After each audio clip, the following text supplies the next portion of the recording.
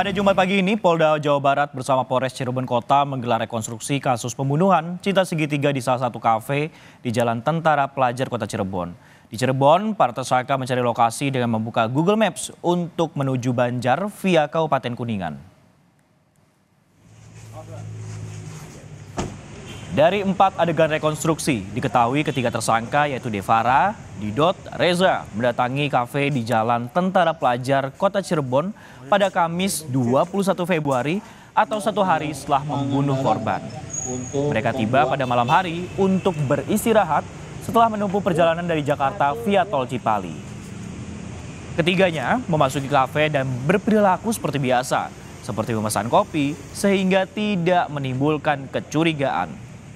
Polisi menyebut di lokasi ini ketika tersangka membuka Google Maps untuk melihat rute tercepat menuju Banjar lewat Kabupaten Kuningan.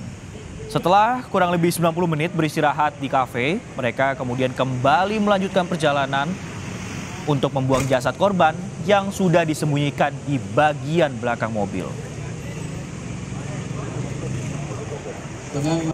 Tak hanya di kafe, polisi juga menggelar rekonstruksi di halaman Mapores Cirebon Kota pada Jumat pagi. Polisi mengasumsikan lokasi ini sebagai wilayah di Kabupaten Kuningan karena para tersangka lupa dan tidak tahu jalan tersebut. Dari rekonstruksi diketahui mobil yang dikemudikan para tersangka sempat mogok di Kabupaten Kuningan. Salah satu tersangka, Didot, kemudian menelpon mobil derek untuk membawa mobil hingga menemukan salah satu bengkel di wilayah Banjar. Di Banjar, para tersangka memutuskan untuk membuang jasad korban yang lokasinya tak jauh dari bengkel tersebut. Untuk informasi terkini kita tanyakan langsung kepada jurnalis Kompas TV Muhammad Syahri Romdon di Cirebon, Jawa Barat. Syahri, apa kemudian yang digali dari 2 lokasi rekonstruksi pembunuhan berencana pada hari ini dan fakta baru apa kemudian yang terungkap di sana?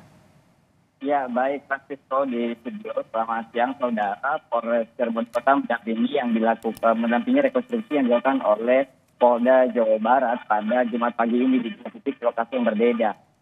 Sebetulnya lokasi ini berada di Polres Cirebon Kota yang pertama dan yang kedua adalah di Kabupaten Kuningan. Di lokasi yang paling pertama, yakni di salah satu kafe di Jalan Tentara Pelajar, polisi melakukan rekonstruksi dengan 4 kali adegan, di mana ketiga tersangka yang membawa jasad atau jenazah si korban berada di belakang bagian mobil yang sudah ditutup rapi.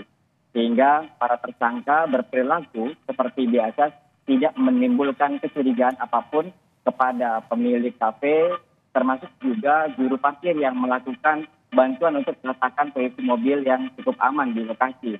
Mereka melakukan istirahat dan berbincang sebanyak sekitar 90 menit. Dan di titik ini juga mereka memutuskan atau membuka aplikasi Google Maps dan memutuskan melanjutkan perjalanan ke titik lokasi yang dituju dengan jalur Kuningan. Karena mereka anggap melalui keterangan dari kepolisian, jalur ini sangat cepat dan mempermudah mereka untuk segera tiba di lokasi. Dan lokasi yang kedua atau rekonstruksi yang kedua dilakukan di depan halaman Mapores Cirebon Kota. Lokasi ini mengasumsikan kepolisian melakukan rekonstruksi di Kabupaten Kuningan. Karena pada saat itu lokasi gelap dan malam hari, karena pada saat setelah lepas dari salah satu kafe tersebut sekitar pukul 9 atau setengah 10, dan di sekitar pukul 10 atau 11 malam mereka mengalami mogok dan beberapa jam di lokasi itu. Kami mendengar sedikit percakapan pada saat rekonstruksi yang berlangsung di depan Mapores Cirebon Kota bahwa mobil yang berhenti dan mengalami masalah tersebut diduga terjadi karena adanya benturan yang mengakibatkan bagian bawah mobil atau mesin mobil itu mengalami kendala sehingga mogok. Dan sang supir Didot menelpon salah satu tim mobil derek untuk membantu mereka membawa ke tempat tujuan. Dan di titik ini polisi melakukan rekonstruksi sesuai dengan apa yang mereka sampaikan pada saat pemeriksaan secara bertahap dan secara bertahap di Polda Jawa Barat.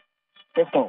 Baik, Syahri, ini cukup menarik. Terdapat kan informasi perubahan rencana soal lokasi pembuangan jasad korban. Semula informasi ini akan dibuang ke laut, namun akhirnya dibuang ke jurang. Bisa Anda jelaskan soal ini? Apakah mungkin ini gara-gara kendaraan yang bermasalah karena tadi Anda sebutkan karena benturan ini sebenarnya, Syahri? Ya, betul sekali, Sisko. Kami mendengar informasi yang berkembang di lokasi dan juga berdasarkan beberapa review materi yang sempat kami riset sebelumnya bahwa memang para tersangka ini, maksud kami perjalanan di wilayah Kabupaten Kuningan menjadi titik krusial dalam proses pengungkapan rangkaian fakta pembunuhan terhadap korban. Yakni para tersangka berpikir dan merubah yang semula akan melakukan pembuangan jasad korban di wilayah Pangandaran dirubah ke Kabupaten Banjar atau di wilayah Banjar. Karena apa? Karena mereka mengalami pembuangan atau waktu yang mereka tempuh itu terkuras cukup lama dan juga menyebabkan jasad yang sudah dibunuh dieksekusi beberapa hari sebelumnya menimbulkan bau tidak sedap. Dan ini membuat Dodit, Reza, dan juga Devara mengalami ketakutan akan terbongkarnya kasus ini. Hingga akhirnya setelah mendapatkan bantuan dari salah satu bengkel untuk memperbaiki mobil, tak jauh dari lokasi itu mereka akhirnya memutuskan untuk membuang jasad si korban ke yang semula direncanakan kabarnya ke tebing, namun ternyata tersangkut di salah satu batu. Dan inilah menjadi titik mula para warga heboh dan juga menemukan warga tersebut yang akhirnya menjadi penelusuran yang dilakukan oleh tim Polda Jawa Barat mengungkap misteri kasus pembunuhan yang didasari cinta segitiga ini. Sisko. Baik, terima kasih atas laporan Anda, Muhammad Syahri Romdon yang melaporkan langsung dari Cirebon, Jawa Barat terkait rekonstruksi pembunuhan yang dilakukan oleh caleg DPR RI.